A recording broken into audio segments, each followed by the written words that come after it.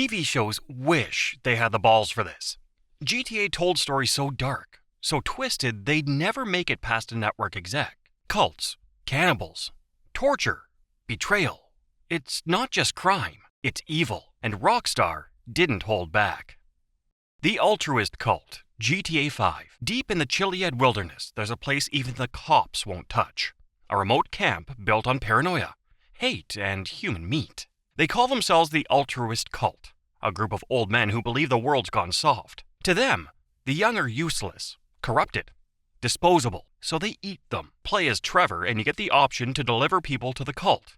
Hitchhikers, drunks, runaways. At first, it feels like a twisted joke, but after enough victims, they suddenly turn on you. No ritual, no build-up, just shotguns aimed at Trevor's back. They plan to kill you. You kill them first. When it's over, the camp is littered with bodies. Explore the area and you'll find human remains, skulls, bones, even a blood-soaked altar.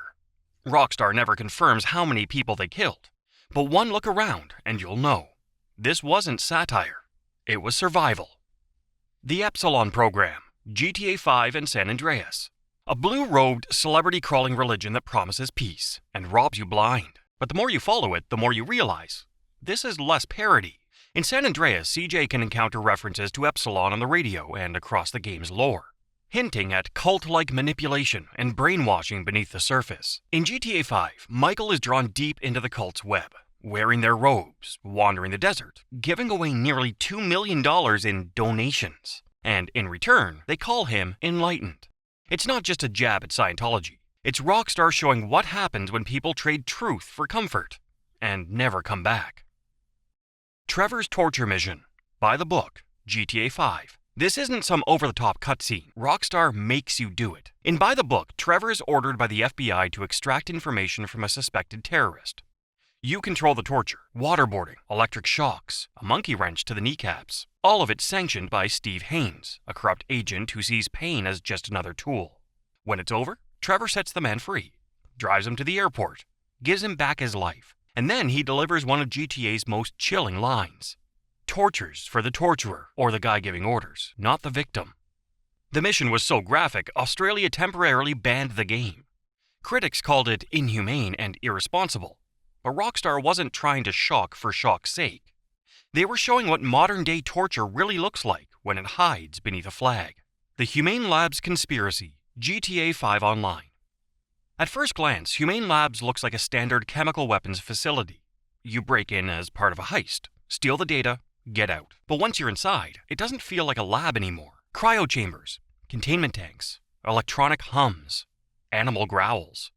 The deeper you go, the more it feels like something out of the X-Files. Some players believe Humane Labs was ground zero for human experimentation. Others say it was linked to alien DNA, or biocontrol programs run by the IAA. Rockstar never confirms any of it, but fans discovered unused NPC models, audio files of strange roars, and locked doors that were never opened. Lester tells you to ask no questions, and once you've seen what's in there, you understand why. Big Smoke and Ryder, GTA San Andreas. You come home to bury your mother, and end up burying your best friends. Big Smoke was more than just CJ's homie. He was family. The laughs, the loyalty, the all you had to do was follow the damn train. It all felt real, until the Green Saber. CJ thinks he's helping Grove Street. Instead, he walks into an ambush set up by Smoke and Ryder, both of whom sold out to the Ballas and crash for money and power. Sweet gets gunned down. CJ gets arrested. And your brothers, they disappear behind enemy lines. Big Smoke doesn't just betray you. He becomes the face of San Andreas' crack epidemic, hiding in his drug palace, protected by Tenpenny, counting money while Grove Street burns. By the time you storm his fortress and end of the line, he's too far gone. And when he dies, he says, I got caught up in the money, the power. I don't give a shit. Oh, fuck, man. TV wouldn't go this far. Rockstar did. Dimmitri Rascalov, GTA 4. If Betrayal had a face, it'd be Dimmitri Rascalov. At first, he seems like a businessman. Calm, calculated. The opposite of Faustin's chaos. He even offers Nico a way forward. But it's all a setup. Dimmitri lures Nico into a trap. He sells him out to a heroin cartel, burns down Roman's apartment, gets your cousin kidnapped. He doesn't just double-cross you. He nukes your entire life. And it doesn't stop there. If you take the deal at the end of the game, Dimmitri betrays you again, this time murdering your girlfriend Kate at your own wedding. If you go for revenge, he hides on a freighter and forces you to fight your way through an army to reach him. In the end, Dimmitri dies alone, but he still wins something. He drags Nico down with him. Lance Vance, GTA Vice City. He had your back from day one, until he didn't. Lance Vance and Tommy Vercetti start as ride-or-die partners. They fight through ambushes, take down drug lords, and build an empire together. But behind the loyalty, Lance couldn't handle being second. He starts making mistakes, getting sloppy, showing off. Then, during the final mission, keep your friends close, he does the unthinkable. Lance sells you out to Sonny Forelli. For cash, for recognition, for ego. Tommy fights his way through the mansion, and when he reaches Lance, no forgiveness, no redemption, just bullets. Lance screams, "This is the last dance for Lance Vance! I said I had enough of that at school! Picked the wrong side, Lance!" But it's too late. Another brother, gone to greed. Trevor Phillips, GTA 5. Some characters in GTA are crazy.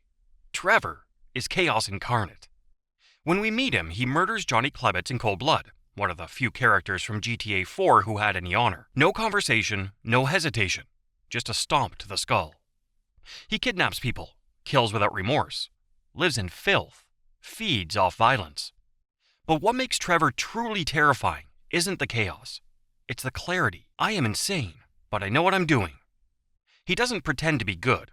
He's not lost. He knows exactly what he is, and doesn't care. Most games would soften a character like this, give him a redemption arc. GTA lets him loose, and somehow, players still love him. Claude, GTA 3. No words, no emotions, no mercy, just blood. Claude is the original GTA 3 protagonist, a silent killer who carves a path of destruction through Liberty City. Catalina betrays him in the opening. From that moment on, he speaks with bullets, takes down every major gang in the city, betrays people who trusted him, kills his own ex in cold blood, never flinches, never speaks. By the end of GTA 3, Liberty City is a graveyard, and Claude, he just walks away, like it was nothing. He's not relatable, he's not redeemable, he's just the last one standing. Michael DeSanta, GTA 5. Most characters in GTA know they're criminals. Michael thinks he's better. He's a retired bank robber in therapy, living in a Vinewood mansion, trying to play dad, husband, movie producer. But he's still a killer, and no amount of golf or yoga can erase that. Michael watches his wife cheat on him, his kids spiral into addiction and resentment. His old crew turns on him, and instead of fixing anything, he runs straight back to chaos. He wants to change, but every time he tries, the violence pulls him back in. Heists, murders, lies. He can't stop, and deep down, he doesn't want to. By the end of GTA 5, Michael either kills his closest friend, gets himself killed, or lies to everyone, including himself, and pretends it's a happy ending. TV would make this a redemption arc. Rockstar made it a slow-motion collapse. The Truth's acid missions, GTA San Andreas. You meet him in a haze of weed smoke, a barefoot hippie with government paranoia and a grow-op in the desert. But the Truth doesn't just talk conspiracy. He drags you into it. He sends CJ to torch weed fields while tripping on acid, to steal a military jetpack from a top-secret base. And at one point, CJ blacks out mid-mission. Rockstar never explains what happened. The universe is a lie, Carl. It's weird. It's funny. But under the jokes, you're being manipulated by a guy who pretends to be enlightened while using you like a pawn. The Truth never fights, never risks anything. He feeds CJ's mind just enough LSD and paranoia to keep him loyal. And CJ, he just goes with it, like his brain isn't even his anymore. Donald Love's Breakdown, GTA 3 and Liberty City Stories.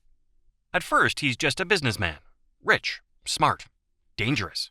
Then things get weird. In GTA 3, Donald Love helps Claude manipulate the city through media, murder, and property takeovers. He's cold, calculated.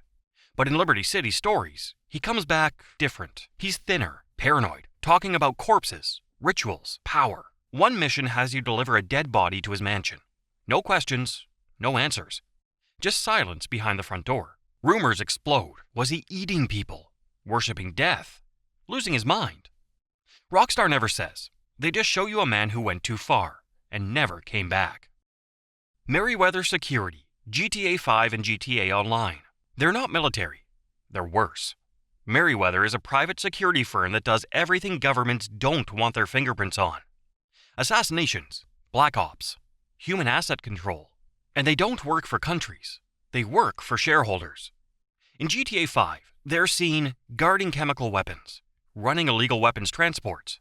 They've guarded everything from nuclear payloads to black sites like Humane labs, escorting nuclear-grade tech on behalf of the IAA. In GTA Online, it gets darker. Merryweather becomes entangled in Project Overthrow, a series of missions involving autonomous AI warfare and classified defense projects. By the end, it's clear. They're not just mercs. They're the front line of a corporate-run future. You don't just fight Merryweather. You work for them, which makes the player part of the machine. Clucking and Sprunk. Fast food mind control. It's everywhere. Billboards, radios, street corners, NPC hands. Clucking and Sprunk are the brands in GTA, but some players think they're more than just food and soda. In GTA 5, you'll find a mural of a chicken with hypnotized, spiraling eyes. Trucks near dead drop zones. Radios joking about people being addicted to Sprunk.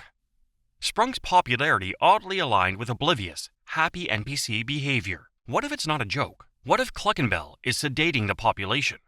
What if Sprunk is chemically engineered to dull critical thought and increase obedience? It's never confirmed, but Rockstar planted the clues. In a world full of cults and chemical weapons, a fast food company mind-controlling the masses doesn't sound that far-fetched. The last one, GTA 5's Bigfoot Tragedy. You spend an entire mission tracking Bigfoot through the forest.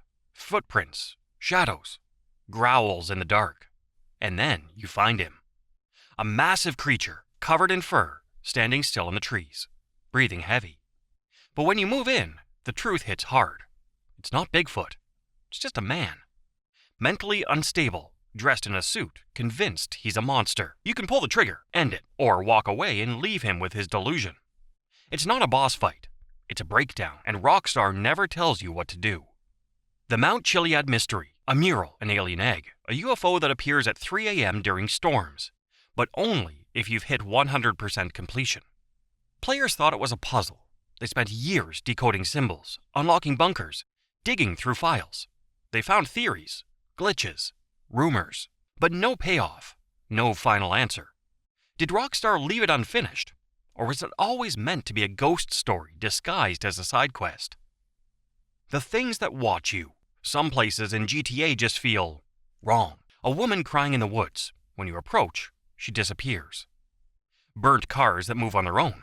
No driver, no reason. A ghost on a cliffside in GTA 5. Her name written in blood. There's no mission, no explanation, just silence. These aren't Easter eggs. They're warnings. Some myths were coded in. Others just appeared. But the scariest ones, no one knows who put them there. GTA didn't just show us crime. It showed us what happens when morality breaks down completely. When cults thrive, when governments torture, when friends betray, and when even your own mind can't be trusted. Some of these stories were tucked behind side missions. Others were buried in files. Rockstar never confirmed it all. But that's what makes them stick. They weren't made for TV. They were made to haunt you. And long after the credits roll, they still do.